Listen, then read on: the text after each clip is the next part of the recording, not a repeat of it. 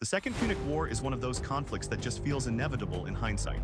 Rome and Carthage had already fought once, and neither side was particularly happy about how things turned out.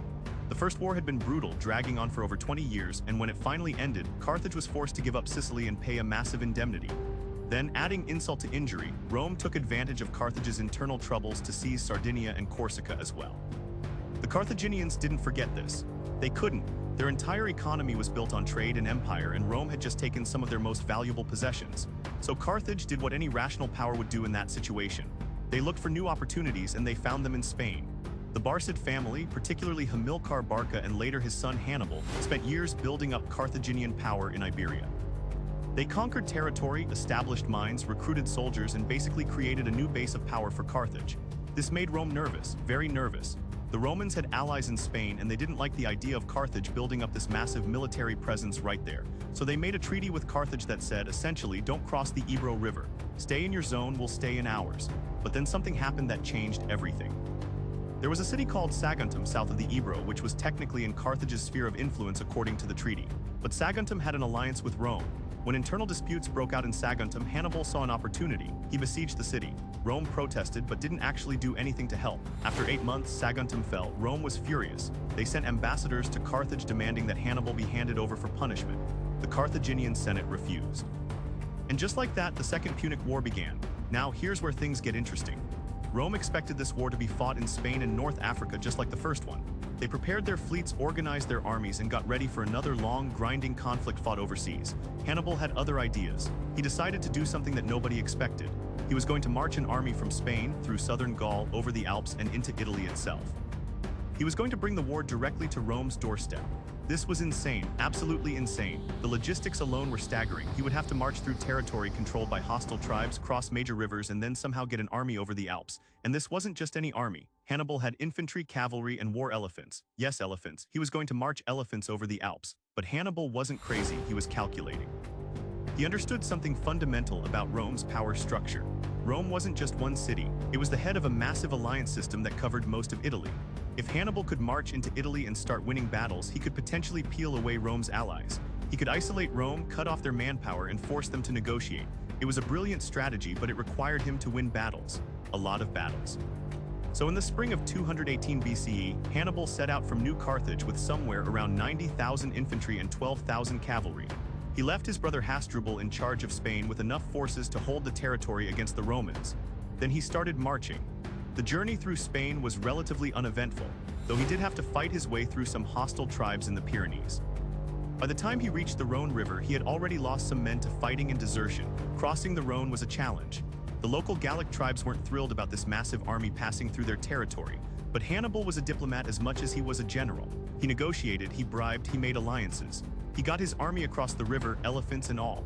The Romans, meanwhile, were still preparing their invasion of Spain.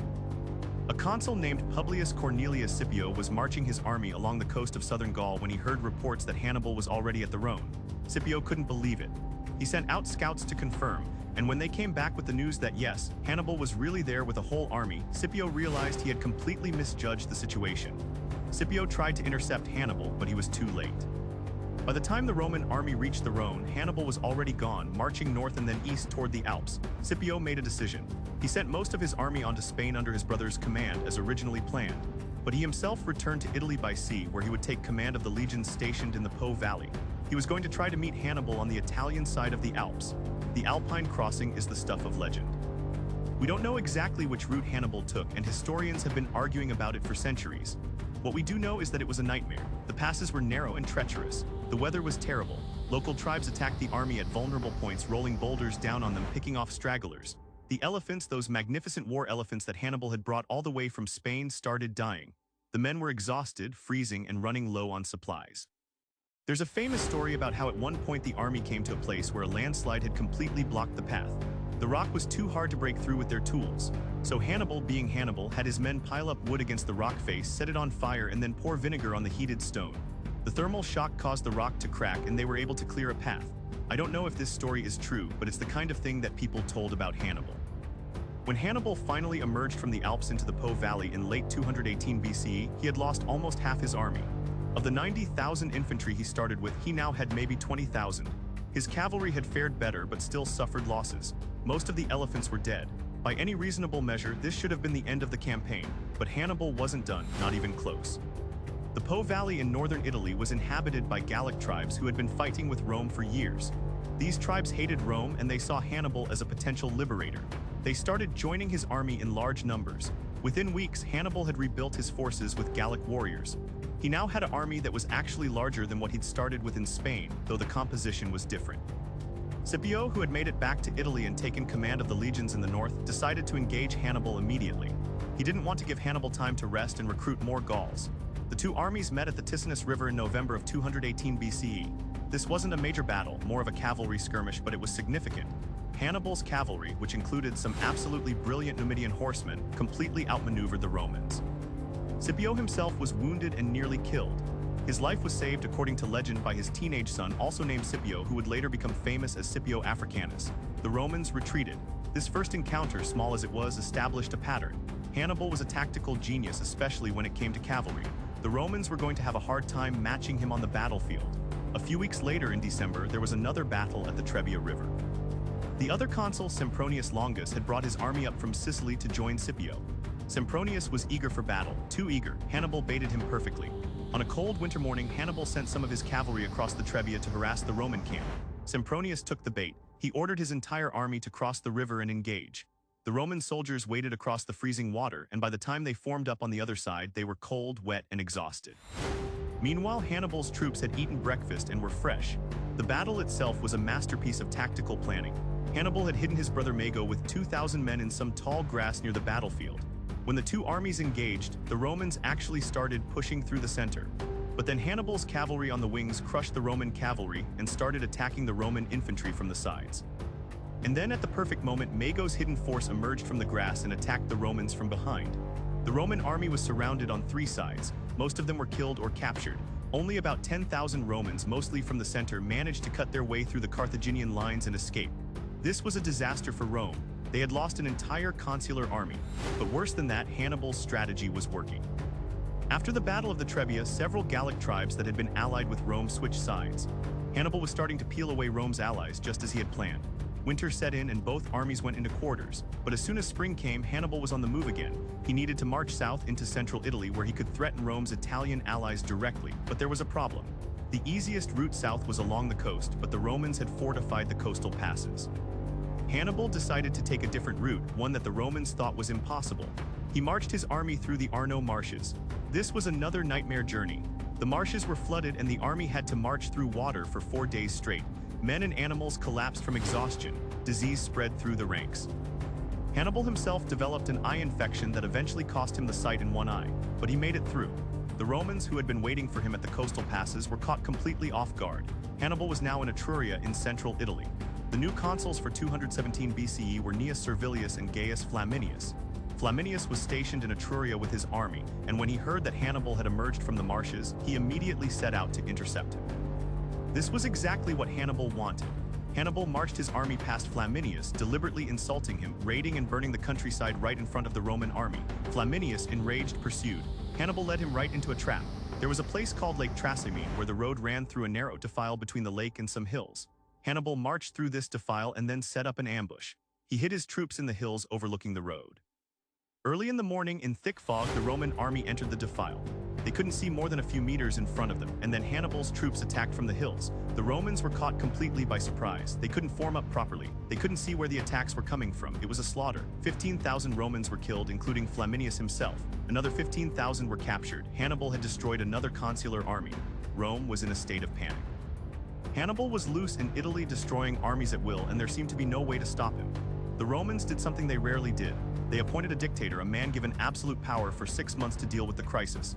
His name was Fabius Maximus, and he had a plan.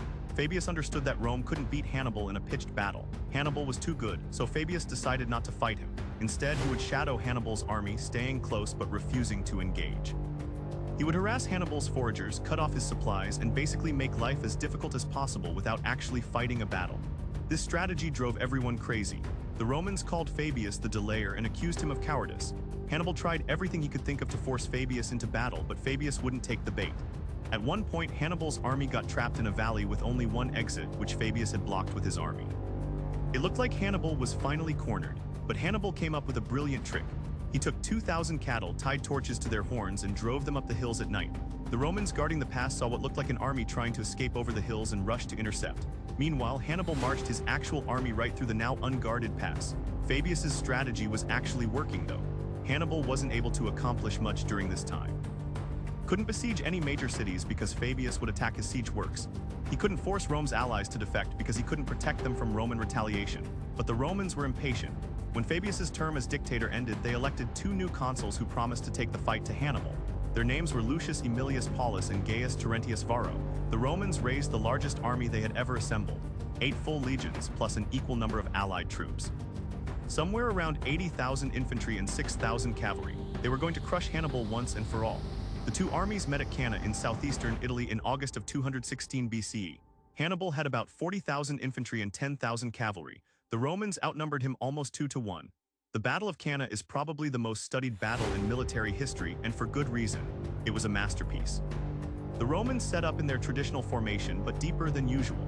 They wanted to use their numerical advantage to simply smash through Hannibal's center. Hannibal set up his infantry in a convex formation bulging out toward the Romans. He put his weakest troops, the Gauls, in the center and his best troops, the African infantry, on the wings. His cavalry was on the far wings.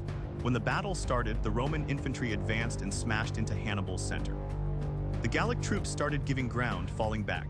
The Roman line pushed forward, confident, but this was exactly what Hannibal wanted. As the Romans pushed into the center, Hannibal's line bent backward into a concave shape. The Romans kept pushing, getting more and more compressed as they advanced. Meanwhile, Hannibal's cavalry on the wings destroyed the Roman cavalry and then swung around behind the Roman infantry. At the same time, Hannibal's African infantry on the wings wheeled inward and attacked the Roman flanks. The Romans were now completely surrounded. 80,000 men packed into a tight space, unable to maneuver, being attacked from all sides. It was a slaughter.